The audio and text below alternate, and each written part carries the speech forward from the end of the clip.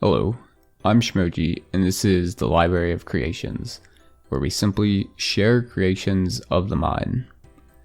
This video will give a simple answer to the question, what are decentralized identifiers, also known as DIDs, and why are they important? This video will not be technical, it's just to give a general understanding. If you'd like a less simple and more technical video of the DID standard, let us know in the comments below. Imagine you are using a website. You enter in your name, birthday, phone number, and more.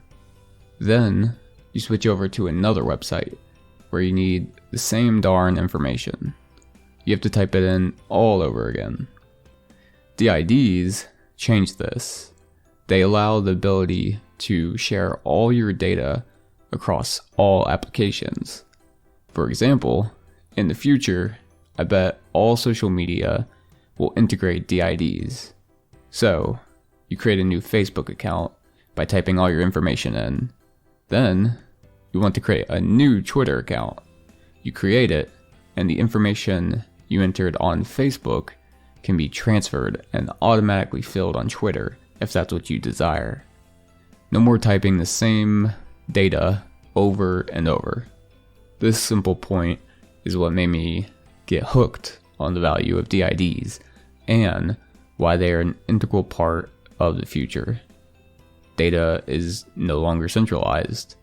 Typically, when you enter information onto a website, it is just stored on some server. That server is owned by some company. If they fail, your data is gone. If they get hacked, your data is gone. Your identity was generated and persisted by them. Without them, your identity and data is gone. DIDs enable you to own your own identity. If you generate a DID and create a bunch of data linked to it, you will always be able to verify that you own that identity. A company going bankrupt cannot change that. Already, right now, pretty much every single human uses globally unique identifiers. For example, telephone numbers, email addresses, and usernames on social media. All identities for you. Straight from the DID standards being created, it reads, the majority of these globally unique identifiers are not under our control. They are issued by external authorities that decide who or what these identifiers refer to, and when they can be revoked. They are useful only in certain contexts, and recognized only by certain bodies not of our choosing. They might disappear or cease to be valid with the failure of an organization. They might unnecessarily reveal personal information. In many cases, they can be fraudulently replicated and asserted by a malicious third party, which is more commonly known as identity theft. DIDs are designed to enable individuals and organizations to generate their own identifiers using systems that they trust. These new identifiers enable entities to prove control over them by authenticating using cryptographic proofs such as digital signatures. But wait, how does this work? That's the question that kept appearing in my mind as I learned more about DIDs. I was trying to use DIDs in an app that I was creating, and I realized that you can create a DID without even needing a decentralized wallet. Somehow, I was under the impression that a wallet was required. Due to crypto, I understood perfectly how you and only you can own a decentralized wallet. Only way for that to change is if someone steals your private key somehow. So, I assumed that if your wallet generates the DID, then clearly you own it. But it's much more complicated than that, and a wallet is actually not required to generate all DIDs.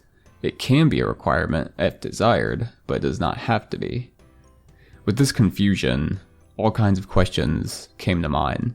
The main one being, how can you prove you own a DID without it being generated by a wallet?